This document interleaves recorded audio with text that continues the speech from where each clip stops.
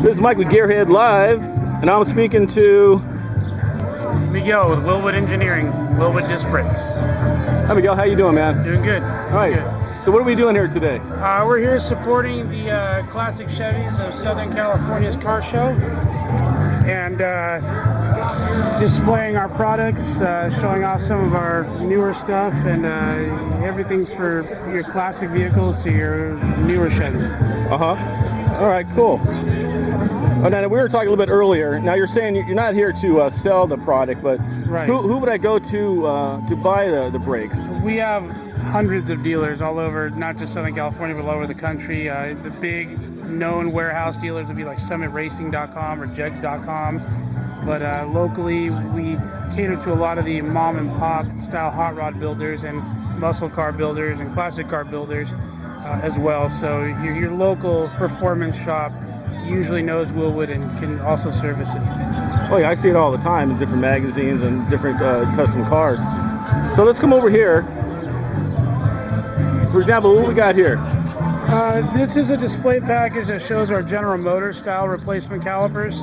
The rotor you're seeing is just an OEM style rotor for your 66 to 72 style Chevelle.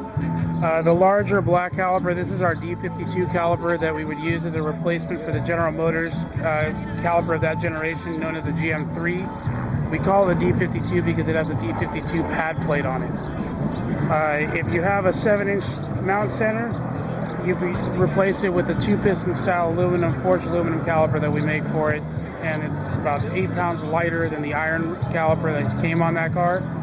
And it's also a popular upgrade to some of the more budget-oriented kits that use the OEM-style General Motors calipers. Okay, well I have an 84 El Camino. What would I, if I want to upgrade, what would I look at? If you're just looking at a caliper upgrade, this red one is the D154 that replaces the GM metric caliper. The GM metric caliper was standard on most of the G-body cars like the 84 El Camino. Okay. So this would actually be an OEM-style upgrade for that. Right. We also make a full kit upgrade, which would be anywhere from 11 to 14-inch rotors, 4 or 6 piston caliper options for those as well that would bolt onto the stock OEM spindle on that vehicle. Now, what if I wanted to put disc brakes on the back?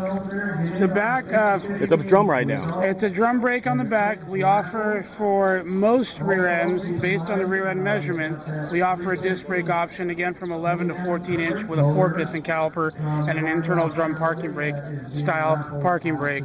Unfortunately for the G-bodies, it has a special flange, and that is just not an application we cater to.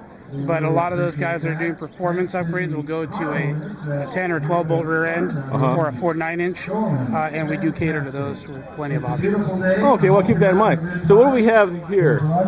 This is, I don't even think we have a name for her. But we picked this up last year, mid last year, as a test bed for our new forged 2-inch drop spindle we'll be making for the C10 pickups for the early and late model generations. The drop spindle will be a forged aluminum drop spindle that will take away the old snout tapered bearing style hub and go to a sealed style bearing, similar to the newer 2001 to 2008 1500 series trucks. So that's really what we used it for, but when we purchase something like this that uses a test bed, we also like to drive it around. We bought it exactly like you see it, old and raggedy, and we actually displayed it like this at our SEMA booth last year in 2015. The only real upgrades we've done are the wheels, tires, the brakes all the way around, and the manual brake style master cylinder with our proportioning valve. Engine-wise, it's the stock inline 6 with our with a tune-up. That's it. Are those headlights off a Chrysler or something? Honestly, we bought the vehicle like this, and we have not been able to identify the headlights.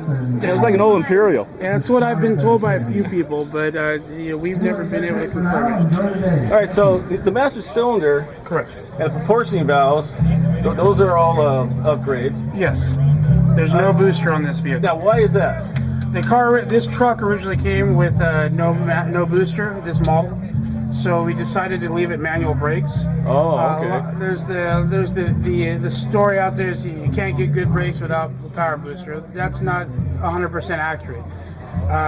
Manual brakes can do just fine at stopping a vehicle. It's about making pressure to the disc brakes. Calipers like pressure. So with our 15/16 bore master cylinder, which is the bore size of the internal bore of this master cylinder, we make it in 3 other sizes as well to cater to other applications. And our proper 6:1 pedal ratio, which is the OEM pedal ratio on this particular model, we're still making 900 to 1,000 pounds of pressure with normal leg effort, and the truck stops just fine. Oh, fantastic. There you go. Hey, well, we're running out of time here. All right. But hey, thanks for the information. Not a problem. And check us out on YouTube, Gearhead Live. Thanks a lot. Thank you. Have a good show. Yep.